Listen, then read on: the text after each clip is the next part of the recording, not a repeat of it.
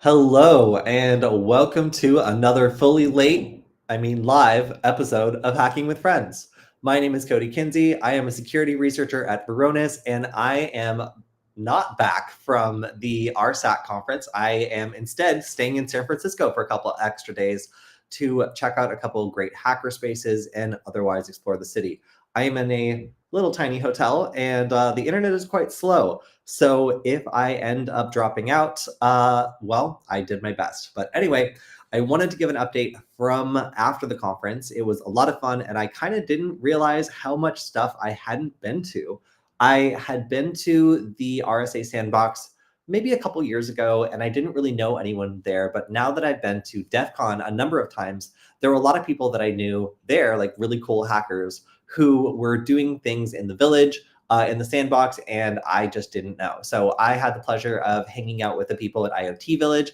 I also got to see the really cool unauthorized entry shirts for some of the other villages there that I do. And I just have to say, it was really, really great to see everybody from some of the more hackery conferences at RSAC this year. So I also got to hang out at the booth. I got to meet some of you. So some people came by who said that they watched the stream. We also did our 2 truths and an AI. And I, the entire time, was offering people these thinking that they were M&Ms. So it says DSPMs. And then there's that kind of like, this looks like the M&M logo to me, but nobody told me that these are actually freeze-dried Skittles. So if you've never had them before, they are actually amazing. And I only got away with 1 bag of them.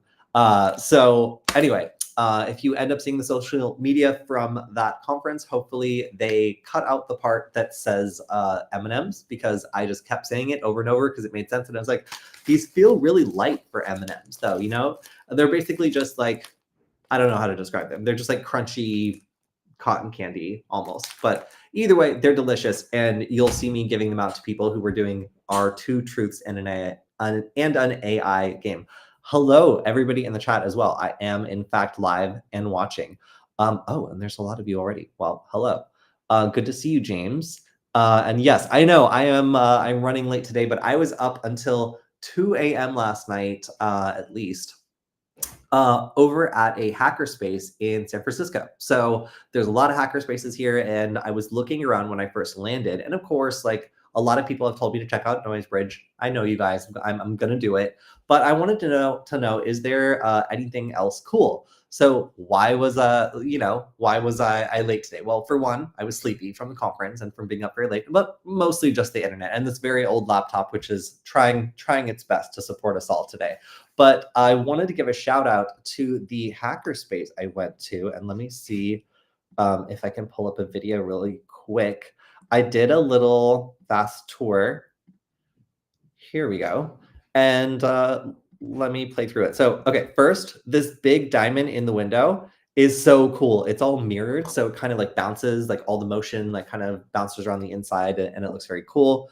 And then this is called Quirious Labs.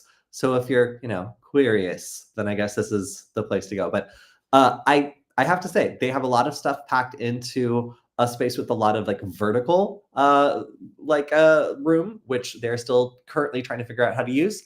Not everybody is tall, so all the things that I can reach, perhaps not everybody else can reach. But I really like this space. It was great. When I came in, everybody was watching Star Trek on this big screen.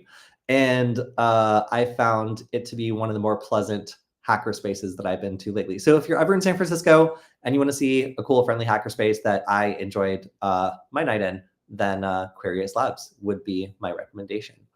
Okay, so we also have a lot of news that broke, but I wanted to talk a little bit more about the conference, some fun that I had. So one thing that I mentioned was that I was intending to do a Meshtastic node. So I have I have like 5 Meshtastic nodes. So if you were at the conference and you had Meshtastic, you probably ran into one of my nodes at some point. And this is a little Heltec LoRa node that allows me to flash Meshtastic, and then I can see messages both appear here on the screen, and also there's a kind of cool web client. So when I connect to the web client, I can send and receive messages, and there's a general channel. And the way that Meshtastic works is basically like the chats that you can join have an encryption key, kind of like Signal. And you can use the default encryption key that comes with it. That's basically just mostly like zeros or whatever. If you don't want privacy and instead you want to chat just to the general area. So that public encryption key means that you can do a local area chat with this, or you can use that local area chat to communicate people over to other communication platforms. So I found a Bay Area Meshtastic Discord community via that method.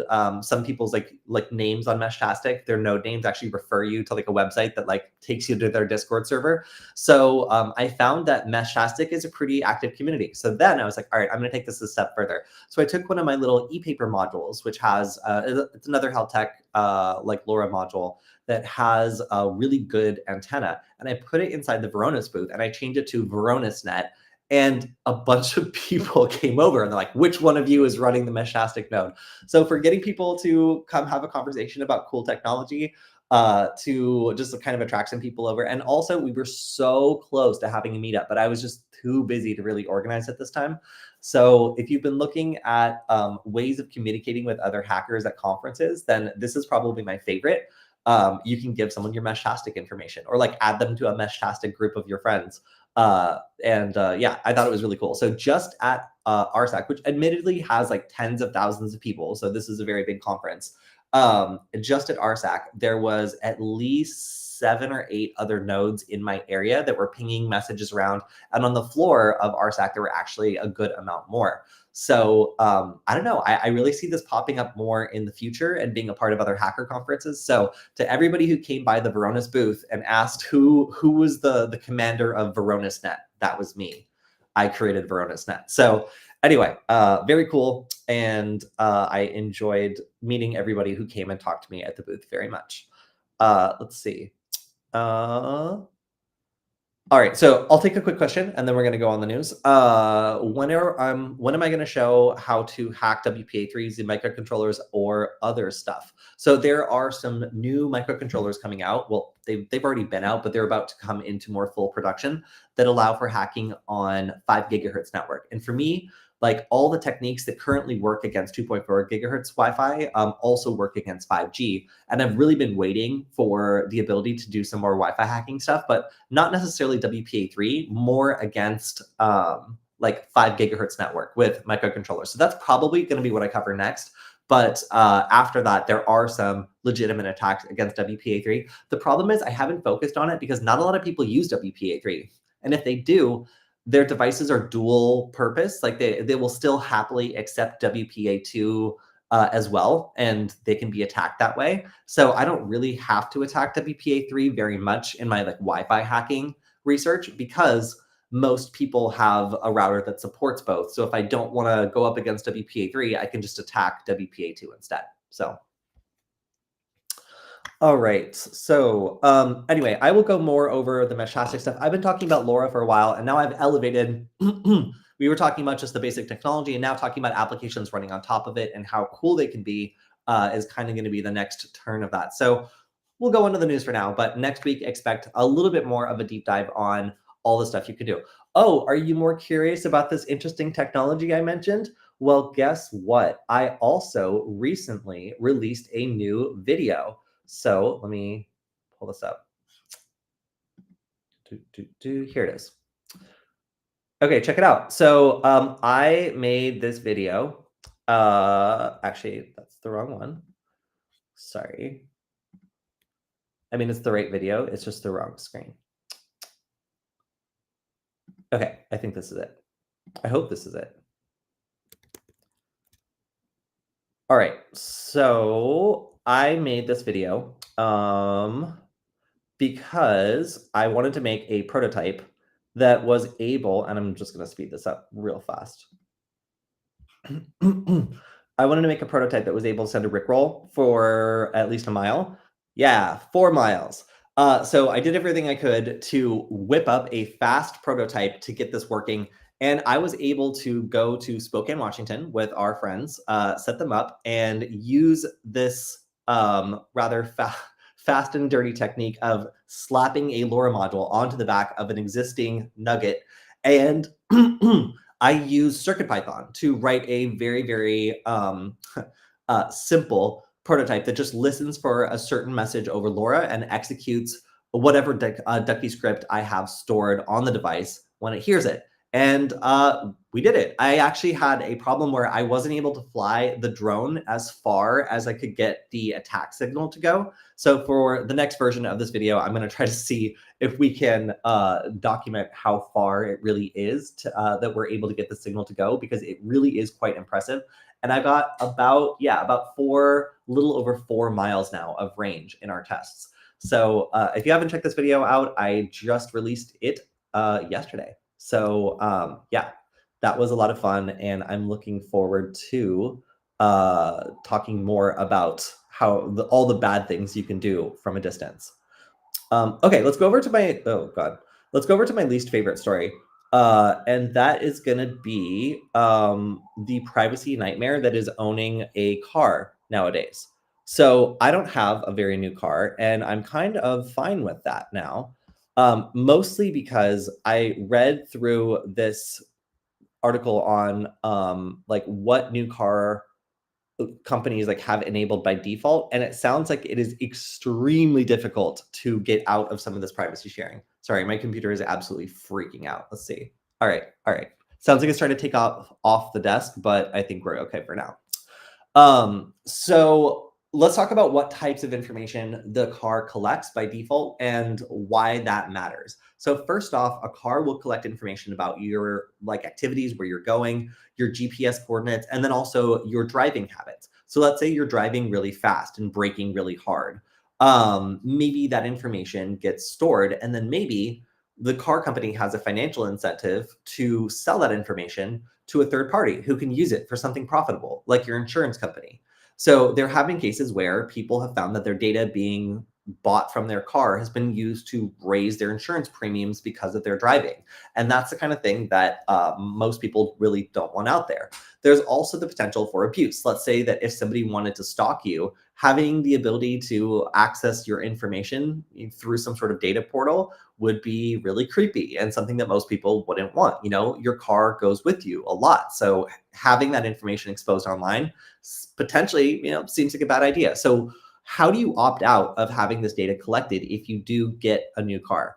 Okay, it's super hard, as it says. And the kind of consensus here is, unless you live in 5 states, in the United States anyway, you are never going to find out what data your car collected on you after you switch this off. So if you have a new car, like a new Honda, and you're like, oh my gosh, like I want to turn this off and I want to know what happened. If you're in the state of California and a handful of other states, then you are in luck. You might actually be able to figure out what was collected, but everybody else is going to have a difficult time. And if you try to turn this off at the dealership, it tells you that it is unable to change the setting while the network is invalid, which is confusing. So it took a while to find out exactly how to do this, according to the reporter. And in the end, they had to download this app, which allowed them to connect to the car. And then after connecting to the car, they were able to disable the option. So at that point, they'd already been driving around for a while and had some data collected. And they reached out to Honda and they're like, hey, can you tell us like what the car collected? And they're like, nobody has asked us for this. We don't know how to do it. We don't know. And then a while later, they finally reached back out and they're like, okay, we do know, and you can't have it because you don't live in one of these states. So as soon as you turn off the data collection via the app, by the way, there's this permanent notification on your dashboard that makes it look like there's always something wrong. And it will always and forever be on as long as data sharing is off. So unless you enable data sharing, it looks like there's like a notification that something's wrong on your dashboard all the time. So obviously that's not super helpful, but if you do live in California, Colorado, Connecticut, Utah, or Virginia, then apparently those are the states that will actually allow you to learn what kind of information your car has been collecting on you and request that it be deleted. So I kind of forgot that pretty much all vehicles that are sold nowadays, especially from dealerships, have this turned on by default. it is a profitable thing to collect information on these cars. And often the terms of service allow them to sell it or use it for personalization or other things that you might not intend. So if you've got a new vehicle, it's probably worth it, I would say, to go through this process, but just be prepared to have like a warning light on your dashboard, potentially for the rest of your vehicle's life, trying to get you to attempt to re-enable data connection. Oh, the other thing that was also noted is there's no distinction between like having an ambulance come after a crash and just like logging your every move and selling it to your insurance company. It's either you give them everything or you give them nothing. So because there's no level of granularity here, it's kind of like, yeah, I would love an ambulance to come automatically if I get into an accident, but like what if my insurance goes up so high that I can't afford to drive? It's like kind of a crazy choice that people have to make when enabling or disabling this sort of data connection. All right, so let's go through to the news. As long as my computer continues to abide, it really is struggling today. All right, so this is a really interesting case, and I want to talk about what happened. And there's a lot of allegations going around. So a threat actor, we're not calling them a security researcher because they have this avatar, and also because Bleeping Computer says so. I think that's a fair assessment. This person figured out that they could basically get de facto access into Dell's partner program by just submitting an application. Once they did that, then if they were auto approved, which seemed to be the case, they would be able to scrape customer information by submitting service tokens, which relate back to customers. And every time they did that, they basically created a program that would generate a service token, a 7-digit service token, submit it, and then log the response. Doing so, they were able to create multiple fake businesses and do 5,000 requests per second or minute. I'll have to double check, but a lot of requests. And Dell did not rate limit them or impede them in any way until they had gone ahead and scraped 49 million customer records. So seems like Dell is saying that they were aware of the incident before receiving the email, an email from the threat actor. But this person actually reached out to Dell, and well, let me just show the email. So it just goes, hello, so-and-so page on the Dell partner portal has a potential security vulnerability. It is possible to get the install at address, order number, serial information of any service tag. So, all this person needed to do to exploit that was just create a program that generates service tags and then just scrape the information. But yeah, Dell apparently did not reply. And about, I think 2 weeks later, it said the threat actor then proceeded to just drop the information on breach forums. The moderators took it down, but currently they are the only person who seems to have the information. So yeah, lot of stuff going on. So again, Dell has actually responded, and they said they were already aware of the incident before the threat actor emailed them, and they were a little defensive. They said they are not disclosing any information that could compromise the integrity of our ongoing investigation. And then also, let's keep in mind, this threat actor is a criminal, and we have notified law enforcement. Fair, yes. Yes, that is a fair response. So prior to receiving the threat actor's email, Dell was already aware of and investigating the incident, implementing our response procedures, and taking containment steps. We also engaged a third-party forensics firm to investigate. Yeah, APIs have been in a lot of these sorts of breaches, and Bleeping Computer goes on to mention that like a lot of different companies have either not enough protection on these endpoints or don't have any sort of rate limiting because they're used by customers or they might be used in automated systems. This seems like one of those examples of a company that had an API that was sensitive or connected to sensitive information, where that information was being rapidly accessed in a way that was highly unusual. And the threat actor was able to get away with millions of customer records just by going through this relatively simplistic process. So no rocket science here, just a partner program that didn't seem to have any sort of real scrutiny, and then an API that partner program was the only real protection for. All right, so this is a big one. Ascension, it's apparently I've had not heard of it, but it is a major U.S. healthcare network. Is in kind of full crisis mode when they were attacked by what seems like ransomware, and the damage is to the point that it's affecting the electronic charts, which if you've seen some of the hospitals we covered before, once the electronic charts are down, it's really difficult to give anybody anything because you don't know about allergic reactions, past medical histories. It really messes things up very badly. Badly enough, apparently, that they were also diverting ambulances from several hospitals because the information wasn't available to healthcare providers. So these sorts of attacks are really risky for the groups that execute them, because when people die or you target healthcare or critical infrastructure, that's when you get major international task force whose only job is to hunt you down. Like the allegation here is that this looks like the Black Basta ransomware group. However, there have been no confirmed details as to like who is claiming responsibility as of yet. Expect to see this one continue to be in the news as fallout develops here, because if it is indeed a ransomware attack and it is a hospital and it's affecting it's a healthcare network and it's affecting these hospitals' ability to provide services, like it's going to be a pretty big deal until it's resolved. All right, so the Ohio Lottery is reaching out to people who were affected by a breach of 538,000 individuals' information. This seems to be mostly limited to their social security numbers and their names. Oh, never mind, and other personal identifiers. I thought we got lucky there. So it seems like this was a breach that was claimed by the Dragon Force ransomware, which weirdly also went after those probiotic Yakult drink manufacturers earlier this year.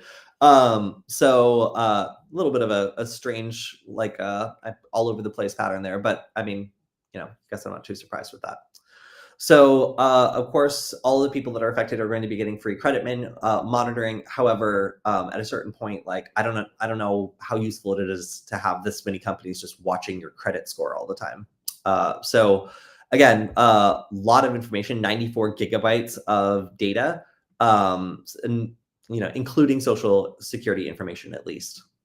So AT&T has taken the unusual step of blocking emails from Microsoft 365, and that ironically also affects their own @AT&T email addresses. So if you attempt to send an email address at AT&T, SBC Global, or Bell South, AT&T servers will refuse the connection and not accept the email for delivery, which is affecting a lot of Microsoft 365 customers. And the reason given behind this was that there's apparently a huge amount of spam going out, and making it the only way for them to deal with it is to just refuse connections. Obviously, that's also causing chaos, as a lot of legitimate email is being blocked from these various email addresses.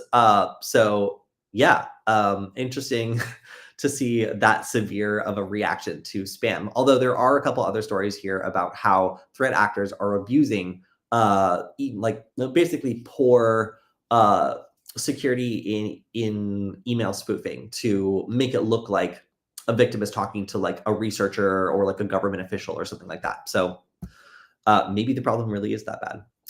So I saw some rumors on Twitter about Zscaler being breached, but it seems like after a bit of an investigation that there was, and this is from the company, a single isolated test environment that did not contain any customer information. No real word on what was in the environment, but it was exposed to the internet, and it was not apparently connected to any other infrastructure. This is also some drama that I saw on Twitter. Some Stack Overflow users were editing their posts because they don't agree with having it being scraped into an AI. They signed up to help users, not OpenAI, to create a bot. So they feel like they have the right to edit their past posts or delete them in order to, not participate in that process. It turns out that is going to be a little bit more difficult than they thought. So a lot of people found that they could not delete their previous posts. And the reasons behind this seemed like a little emotional, you know, like you cannot delete this question as others have invested time and effort into answering it.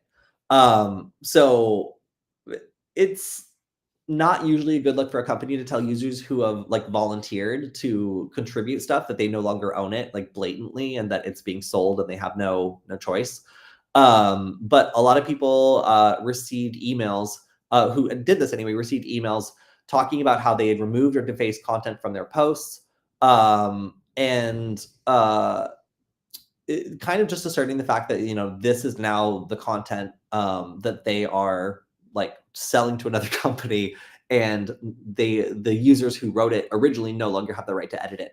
In the terms and conditions, it does say that could be a valid position. Like they technically own the content once it's posted to the website. However, in the European Union, the right to be forgotten means that websites have to honor users' requests to remove personal information, which could include posts. There are some opt-outs for that, which make it so that it's a little bit more difficult to do so. So it's not really clear who's going to prevail, but there is definitely some drama going on when it comes to Stack Overflow questions being fed to OpenAI bots. All right, next up, the FBI has been warning about gift card fraud, and it doesn't involve the elderly this time. So rather than trying to trick people with tech support scams, which last week we were talking about how Japanese police have put like tech support payment and like other like common scam gift cards like up among the real gift cards, hoping that people who are the victims of these scams will find them and then bring them to the front counter and be kind of intercepted before they fall for this fraud. No, the hackers here have decided that they are not going to do that sort of thing at all anymore. Instead, they are going to go after the employees that issue the gift cards. So after phishing them and attempting to do some pretty sneaky things to get access to the system, they just issue their own gift cards. And the FBI was noting that this financial crime group has figured out not only how to issue themselves gift cards, but when they get caught, they can sneak back into the systems, find unredeemed gift cards, and then just use the value of those instead. So this is a pretty sophisticated cybercrime group, and the FBI issuing a notice about this and talking about how the game has shifted from getting people to buy gift cards and mail them to you to just attacking the employees that sell the gift cards to begin with. Really, really interesting. I didn't know that was a new trend to just go straight to the source and try to compromise the actual businesses that are issuing the gift cards in the first place. All right, the city of Wichita has a breach claimed by the ransomware, the LockBit ransomware gang, and this is taking down a lot of payment systems. So for the golf course, water payments, Wi-Fi at certain locations, certain services at the library, these are all offline. And anybody who wants to do a lot of these official payments now has to use cash or a check. So obviously having businesses pay the city for utilities in cash is not a good idea for most people, I would assume. But the options are a little bit limited here as the ransomware negotiations go on. This is something I just kind of saw in passing, a massive web shop fraud ring, which was basically a fraud tool that people could buy access to that would generate websites that looked legitimate. And then they could basically just host those websites in various places, draw traffic to them, and steal credit cards. Now, the idea is that this was probably something that was hosted in China, or the attack originated from China, both from the color choices here and then also from the fact that there were no victims in China. So the infrastructure as a service model is relatively new, but being able to just pay for a fraud shop and then just reap the profits from it after advertising it kind of seems like an obvious move. So if you see some hot new like drop shipping website, maybe check twice, especially if the prices seem a little too good to be true. Although these ones seem like relatively reasonable, and I guess that's the point. The idea is a lot of these typo squatting or other sorts of attacks might prey on users who are trying to go to a legitimate store and either mimic that store, or they might rely on like SEO traffic or other things to draw users in. But if you see like an advertisement on social media going to like a store that you've never been to before or something like that, just be a little careful, because these sorts of services are definitely easy to deploy now. And pretty much anybody who has the money to spin up a service can now just kick back and wait for the fraud money to come in. All right, so this one's relatively short. Dogo, which is another healthcare service I did not know exists, but it's pretty self-explanatory in the name, is disclosing a cyber attack after hackers have stolen patient health data. So these Form 8K filings from the SEC are honestly great, because every time there's a breach now, you kind of get the scope, the information, and the bare bones of like what's going on with these filings. We saw that with the Dropbox attack, and this healthcare one is kind of like, you know, discovering in the same way is kind of cool.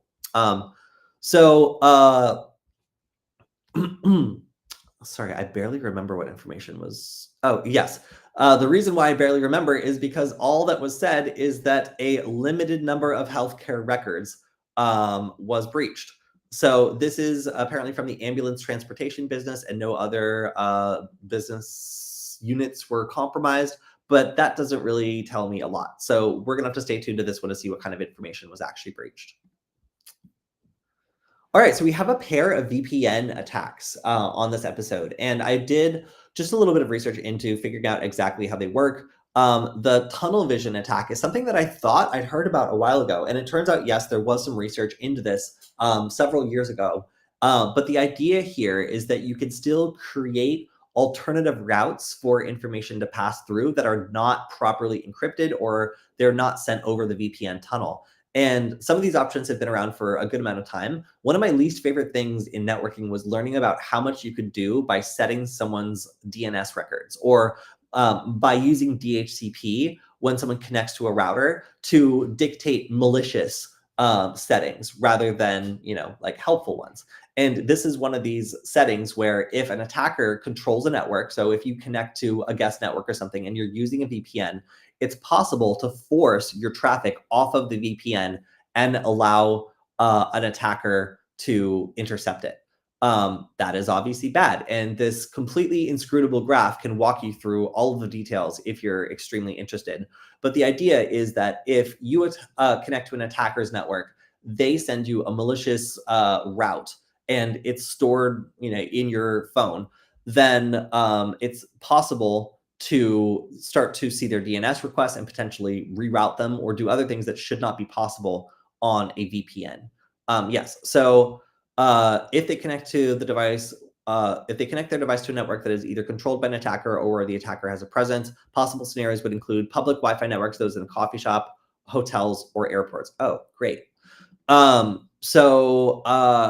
but this was a very interesting attack because a lot of people use VPNs and assume that they're infallible. And there's some of these settings that say that it shouldn't be allowed to connect to the internet at all unless it's going through the VPN. And that doesn't actually work all the time, which is kind of upsetting to some people. So if you want to see a proof of concept, after working with CISA and trying to make this as visible as possible, the people who discovered this have released a proof of concept. So if you want to see how this works yourself, then you can see an example that has been released here in an attempt to make it more of a priority for people who are working on VPNs. So we'll see if this leads to an actual increase in VPN security. But for now, if you have been connecting to a potentially attacker secured network, then this could have been compromising your VPN connection. If you want to protect yourself, then one of the recommended things you can do is connect to your own hotspot. There you go. All right, we're almost through it. BetterHelp is agreeing to pay $7.8 million for that pixel tracking thing that we were talking about.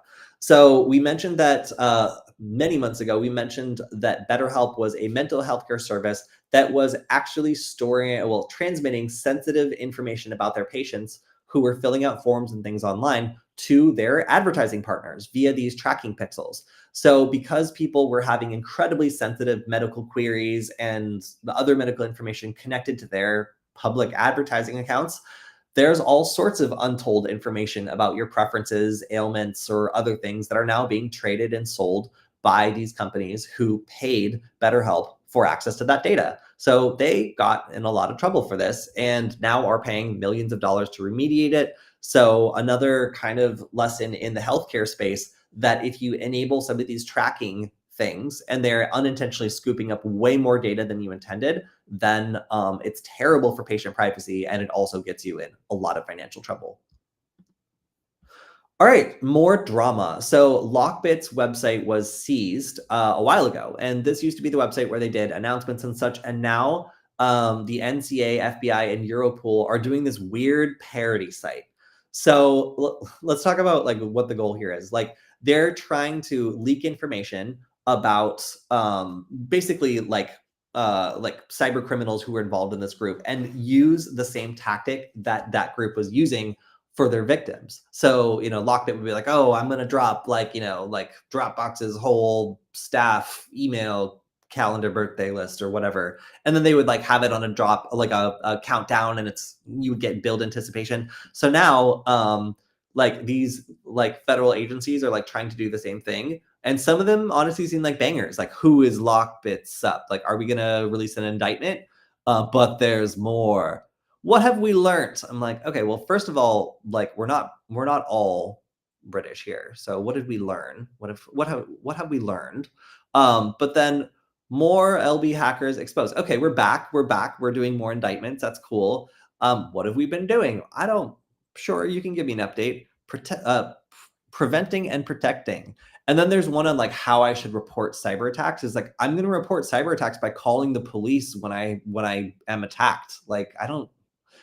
Yeah, and then after that, they kind of close it down. So it kind of seems like half goofy government press releases and half potentially releasing indictments about specific people within this group. At least that's what the hype kind of seems to be about. But it is indeed kind of funny that they're doing this on the ransomware group's own infrastructure. Even if the what have we learned ends up not being building up to that much real anticipation, it is interesting to see like what exactly is going to be revealed here. So we'll check back and see what exactly is going on with this government PR.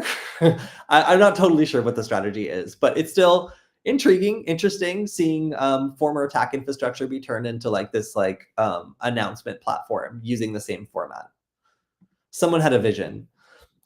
All right, so another VPN thing. In this case, we're talking about Android, and specifically, we're talking about that when you are switching between networks, then the always-on feature can actually leak information. So this isn't quite as bad as the last one where we're full. Not that one. As the last one, no, not that one. This one, where we're full on like redirecting traffic off of the VPN and onto a different network. Like that is obviously worse, but this one is still a problem. A Mulvad VPN user was the person that noticed this on Android devices, and apparently this has been going on for a while and also affects everything up to the most current version. So there are some recommendations for potential mitigations. Mulvad said that the first DNS leak scenario where the user switches to another server or changes the DNS server can easily be mitigated by setting a bogus DNS server while the VPN is active. So if you just set a DNS server that doesn't exist, then that should be fine. It says it has yet to fix the VPN tunnel, reconnect DNS query leak, which is valid for all other Android VPN settings, that they're also likely impacted by the issue.